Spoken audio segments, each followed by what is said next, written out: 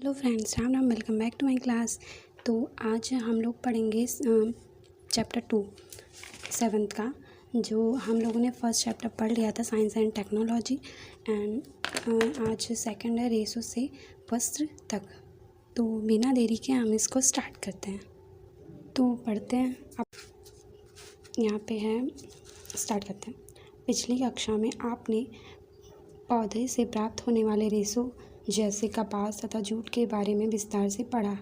इस इकाई में हम जंतुओं से प्राप्त होने वाले रेशे जैसे ऊन तथा रेशम को प्राप्त करने की विधि तथा इनसे वस्त्र बनाने की विधियों के बारे में जानेंगे। इस क्लास 6 में हम लोगों ने पढ़ा था।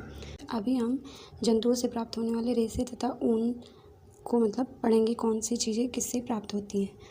तो इसमें अब फर्स्ट रीडिंग है, पौधे एवं जंतुओं से प्राप्त रेशे। पौधों से प्राप्त होने वाले रेशे पादप रेशे कहलाते हैं।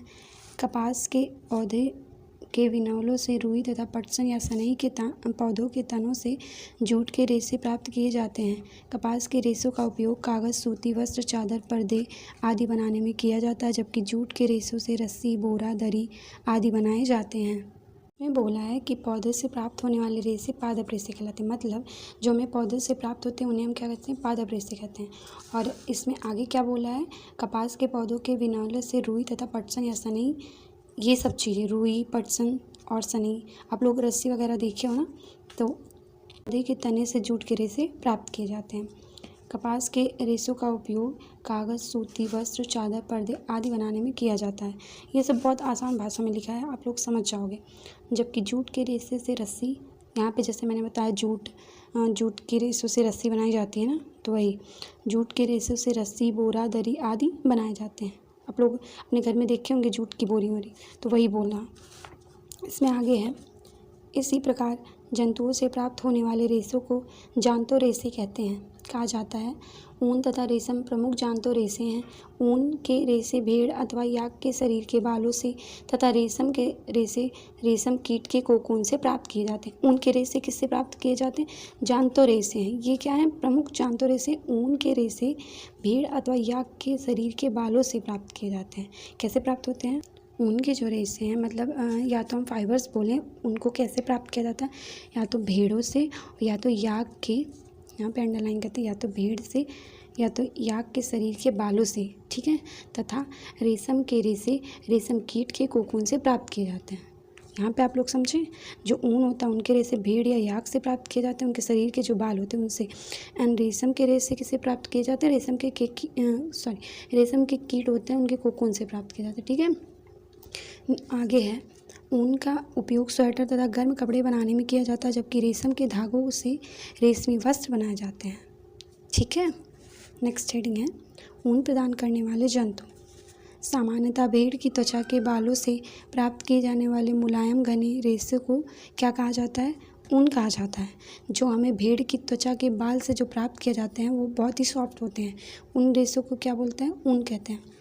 हालांकि कुछ अन्य जंतुओं जैसे याक, ऊँट, बकरी आदि के शरीर के बालों का उपयोग भी किस में किया जाता है, ऊन को प्राप्त करने के लिए किया जाता है। यहाँ पे अगर आ गया कि इनके अलावा जो है भेड़ और अन्य जो जंतु हैं उनसे जब रेशे प्राप्त किए जाते हैं, तो इन सब से तो रेशे प्राप्त किया जाता है। और अन्य जंतुओं में कौन से हैं, तो अन्य जंतुओं में ये याक हो जाएंगे, ऊँट हो जाएंगे, बकरी हो जाएंगे और बहुत से हैं, ठीक है। इनके बालों का उपयोग क्या किया जाता है, ऊन प्राप्त करने में भी इनके बालों का उपयोग किया जाता है। दरअसल इसी ऊन को स्वेटर बुनने के लिए बाज़ार में ख़रीदा जाता है। आगे है, जिन वास स्थानों पर बालों से ढके जो जंतु पाए जाते हैं वहाँ उन्हीं जंतुओं के शरीर से ऊन प्राप्त किया जाता है। उदाहरणतः जम्मू कश्मीर के पहाड़ी क्षेत्रों में पाए जाने वाली अंगोरा बकरी से अंगोरा ऊन तथा कश्मीरी बकरी से पश्मीना ऊन की सालें बनाई जाती हैं। यहाँ पे बोला गया, जहाँ पे ये प्रमुख जो भेड़ हैं, ये एक सेकेंड, जैसे बोला गया जम्मू के पहाड़ी क्षेत्र में पाई जाने वाली अंगोरा बकरी, तो ये जम्मू के क्षेत्र में पाई जाती है, मतलब जम्मू में पाई जाती हैं। तो वहाँ से इनको क्या वहाँ से इनको ये ऊन प्राप्त होती, कौन सी, अंगोरा ऊन। और कश्मीरी बकरी से जो है पश्मीना ऊन नहीं पाई जाती, उनसे पश्मीना साल आप लोग जानते हो जम्मू में मिलता है, तो वही, तो उनसे क्या बनती है, सालें बनती हैं। या का ऊन तिब्बत और लद्दाख में प्रचलित है। दक्षिण अमेरिका में लामा और एल्पैका नामक जंतुओं से ऊन प्राप्त किया जाता है। दक्षिण अमेरिका में किससे प्राप्त किया जाता है? लामा और एल्पैका से। ठीक है, पे हम कुछ देखते हैं। जैसे ये देखिए, ये घने बालों वाली भेड़ है, ये याक है, ये ऊँट है। यहाँ पे इसके एग्जाम्पल दिए गए हैं, मतलब जिनसे भी हमें ऊन प्राप्त किया जाता है, मिलता है। तो यहाँ पे नेक्स्ट हेडिंग है ऊन तैयार करने की विधि। ऊन को कैसे तैयार किया जाता है ये हम जानेंगे। आपने महसूस किया होगा कि सिर के बालों की अपेक्षा शरीर में रोएं अधिक मुलायम है ना, पतले तथा हल्के होते हैं। बिल्कुल इसी तरह भेड़ के रेशे भी दो प्रकार के होते हैं। नंबर 1 कौन सा है? दाढ़ी के रूखे बाल, जो यहाँ दाढ़ी पे मतलब चिन्ह वगैरह यहाँ पे, और त्वचा पर स्थित तंतु रूपी मुलायम बाल। इन्हीं बालों का उपयोग ऊन बनाने के लिए किया जाता है। ठीक है, यहाँ पे जो इनके सॉफ्ट बाल होते हैं यहाँ सबके, तो इन्हीं का उपयोग किस में किया जाता है? ऊन बनाने के लिए किया जाता है। भेड़ पालन और प्रजनन। हमारे देश में अनेक भागों में भेड़ों को ऊन उत्पादन के लिए पाला जाता है। सामान्यतः जम्मू और कश्मीर, हिमाचल प्रदेश, उत्तराखंड, अरुणाचल प्रदेश और सिक्किम के पहाड़ी क्षेत्रों में, हरियाणा, पंजाब, राजस्थान और गुजरात के मैदानी भागों में गरेड़ियों द्वारा भेड़ों के झुंड पाले जाते हैं। तो यहाँ सब जो है ऊन को प्राप्त करने के लिए जो है भेड़ों का पालन किया जाता है। ठीक है, ये तो बहुत इजी चैप्टर है, मतलब आप लोग ऐसे ही समझ जा रहे होंगे। भेड़ शाकाहारी होती हैं और वे घास और पत्तियाँ खाना पसंद करती हैं। भेड़ पालक उन्हें हरे चारे के अतिरिक्त दालें, मक्का, ज्वार तथा खली आदि खिलाते हैं। दरअसल भेड़ों के रेशों की गुणवत्ता उनके पोषण, जलवायु तथा उचित देखभाल पर निर्भर करती है। मतलब जैसे हमें अगर हम अपने यहाँ गाय वगैरह के एग्जाम्पल लें, जब हम उनको अच्छे से खाने के लिए देंगे, जो भी होगा उनके पोषण की चीज़ देंगे, तो उनसे जो है दूध भी अच्छे से निकलेगी। तो उसी तरीके से यहाँ भी है, अगर हम इनको इनके खाने में मतलब अधिक से अधिक क्या होगा? पोषण होगा, न्यूट्रिशन होगा, तो और अच्छी देखभाल इनकी हम करेंगे जलवायु के अकॉर्डिंग, तो क्या होगा? तो वे उसी तरीके से इन पे जो इनकी जो रेशें होंगी वो भी अच्छी होंगी, अच्छी क्वालिटी की होंगी, मतलब जिससे स्वेटर वगैरह बन सकेंगे अच्छे से। तो वही बोला। और यहाँ की भेड़ कैसे होती हैं? शाकाहारी होती हैं। भेड़ की कुछ नस्लों के शरीर पर घने बाल होते हैं, जिनसे बड़ी मात्रा में अच्छी गुणवत्ता वाली ऊन प्राप्त होती है। ऐसी भेड़ों का उपयोग अच्छी नस्ल की भेड़ों को जन्म देने के लिए भी किया जाता है। नस्ली भेड़ों को जन्म देने के लिए जनक के रूप में इनके चयन की प्रक्रिया को वर्णात्मक प्रजनन कहते हैं। अगर हम इसको आसान भाषा में समझें तो यहाँ पे बोल रहा है भेड़ की कुछ नस्लों के शरीर पर घने बाल होते हैं, मतलब कि जो भेड़ अच्छी होती हैं, मतलब उनमें क्या बोलते हैं, उनकी रेशें अच्छी होती हैं, उनके घने जो बाल होते हैं उनकी गुणवत्ता अच्छी होती है, मतलब वो अच्छे होते हैं। तो उन्हीं के जैसे अच्छी भेड़ पैदा करने के लिए उनको जो है चुना जाता है। इस प्रक्रिया को क्या बोलते हैं? मतलब अच्छी भेड़ जो होती हैं उनको चुना जाता है एक अच्छी भेड़ पैदा करने के लिए, अच्छी नस्ल की, मतलब अच्छी गुणवत्ता वाली, क्वालिटी वाली। तो उनको क्या बोला जाता है? वर्णात्मक प्रजनन। मतलब इस प्रक्रिया को सिलेक्टिव ब्रीडिंग बोलते हैं। जैसे कि एक अच्छी भेड़ को चुनना, आगे एक अच्छी भेड़ पैदा करने के लिए। ठीक है, आगे है यहाँ पे चार्ट एक दिया गया है, गुणवत्तापूर्ण ऊन प्रदान करने वाली भेड़ों की कुछ भारतीय नस्लों की जानकारी नीचे दी गई तालिका में अंकित है। यहाँ पे जो भारत में भेड़ें पाई जाती हैं कुछ अच्छी क्वालिटी है, तो उनका नाम है, देखते हैं। ये नस्ल का नाम है, राज्य जहाँ पाई जाती हैं, ऊन की गुणवत्ता, तो ये बाखरवाल है, ये पाई जाती है जम्मू और कश्मीर में, और इनकी क्वालिटी क्या है? ऊनी शालों के लिए। ठीक है, इनके लिए शालों के लिए। रामपुर बुशियार में, ये उत्तर प्रदेश हिमाचल प्रदेश में है, भूरे ऊन वाले कम्बल के लिए। नाली है राजस्थान पंजाब हरियाणा गलीचे के लिए। लोई है राजस्थान पंजाब ऊनी वस्त्र के लिए। एंड मारवाड़ी है गुजरात मोतीवार रुक्ष ऊन कम्बल के लिए। पाटनवार गुजरात में होजरी के लिए। ये सब आप लोग देख लीजिए। आगे हेडिंग है भेड़ के रेशों को ऊन में संसाधित करने के विभिन्न चरण।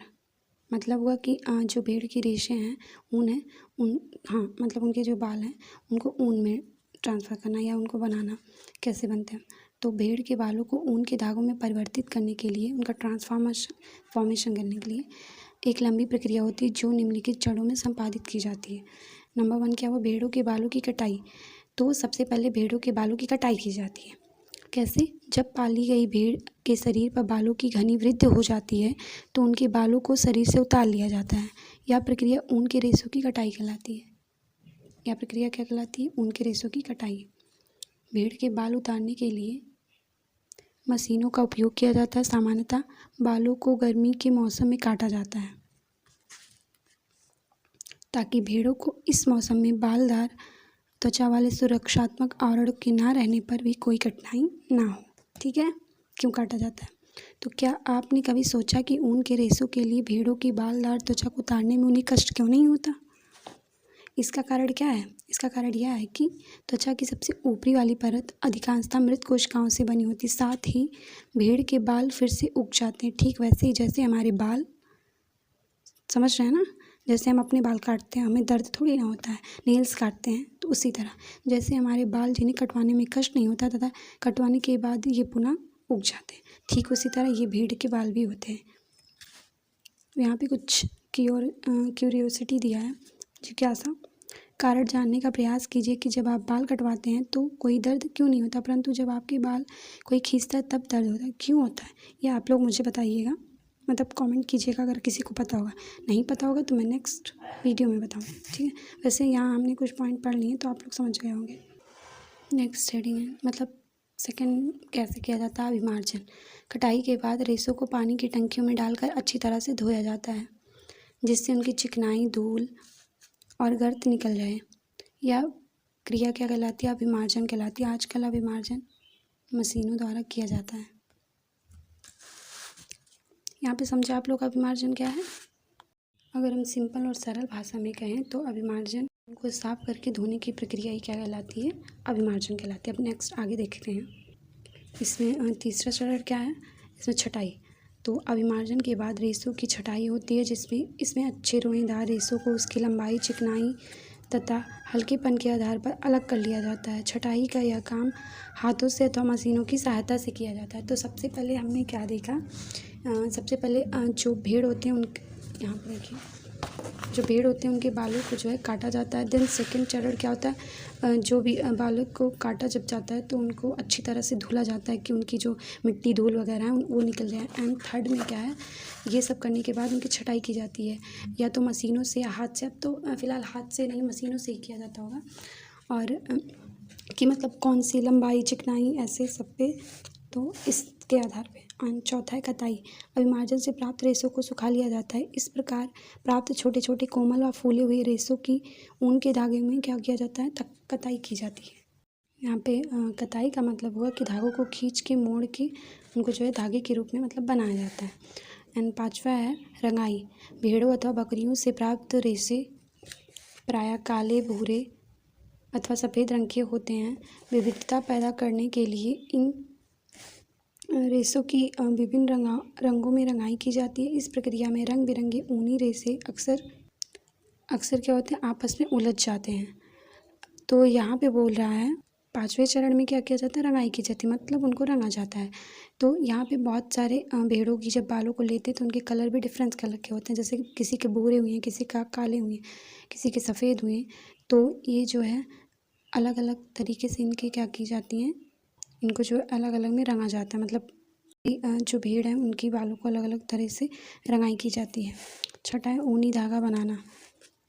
रंगाई के पश्चात प्राप्त इन रेशों को सुलझाकर सीधा किया जाता है और फिर लपेट कर उनसे धागा बनाया जाता है। लंबे रेशों को काट कर स्वेटरों की बुनाई वाले ऊन में और अपेक्षाकृत छोटे रेशों को काट कर ऊनी वस्त्रों की बुनाई में उपयोग किया जाता है। तो ये जो रंगाई के टाइम जो भी धागे हैं वो उलझ जाते हैं तो उनको लपेट के धागे के रूप में बनाया जाता है और इनको फिर स्वेटर वगैरह के लिए यूज़ किया जाता है। यहाँ पे कुछ इंपॉर्टेंट पॉइंट्स हैं, कुछ और भी जानें। ऊन उद्योग हमारे देश में अनेक व्यक्तियों के लिए जीविकोपार्जन का एक महत्वपूर्ण साधन है, परंतु जंतु रेशों की छटाई करने वाले कारीगर कभी कभी एंथ्रेक्स नामक जीवाणु द्वारा संक्रमित हो जाते हैं, जो कुछ समय बाद एक घातक रुधिर रोग, सोटस रोग के रूप में दिखाई देने लगता है। किसी भी उद्योग द्वारा कारीगरों द्वारा ऐसे जोखिमों को झेलना व्यावसायिक संकट कहलाता है। भेड़ों की संख्या की दृष्टि से चीन और ऑस्ट्रेलिया के बाद भारत का विश्व में तीसरा स्थान है। गुणवत्ता की दृष्टि से न्यूजीलैंड में मेरिनो भेड़ों से सबसे अच्छा ऊन प्राप्त होता है। तो यहाँ ऊपर क्या बोल रहे हैं कि ये जो काम है ये बहुत लोगों के लिए उनकी रोज़ी रोटी के समान है, मतलब उसी से उनका जीवन चलता है, पैसे मिलते हैं। एंड तो इसमें क्या होता है, जब वो रेशों की छटाई करते हैं तो बहुत से जो मज़दूर होते हैं उनमें एंथ्रेक्स नामक जीवाणु द्वारा वो क्या होते हैं, संक्रमित हो जाते हैं, जिसके बाद क्या होता है उन्हें एक रोग हो जाता है जिसे सोटस रोग कहते हैं। और या इससे उनके लिए बहुत ज़्यादा घातक सिद्ध हो जाता है, मतलब हो सकता है। एंड यहाँ नीचे की भेड़ों की संख्या दृष्टि से चीन और ऑस्ट्रेलिया के बाद विश्व का तीसरा स्थान है, विश्व में भारत का क्या है, तीसरा स्थान है। और जिसमें गुणवत्ता की दृष्टि से न्यूजीलैंड में मेरिनो भेड़ों से सबसे अच्छा ऊन प्राप्त होता है। तो फ्रेंड्स यहाँ तक हो चुका है, इसके आगे का हम नेक्स्ट वीडियो में देखेंगे। तब तक आप लोग जो भी मैंने पढ़ाया है उसको रिवाइज़ कर लीजिएगा एंड बुक्स भी स्टडी कर लीजिएगा। तो मिलते हैं नेक्स्ट वीडियो में, तब तक के लिए bye bye and please healthy रहिए, खुश रहिए और अच्छे से पढ़ाई करते रहिए। Okay, bye bye.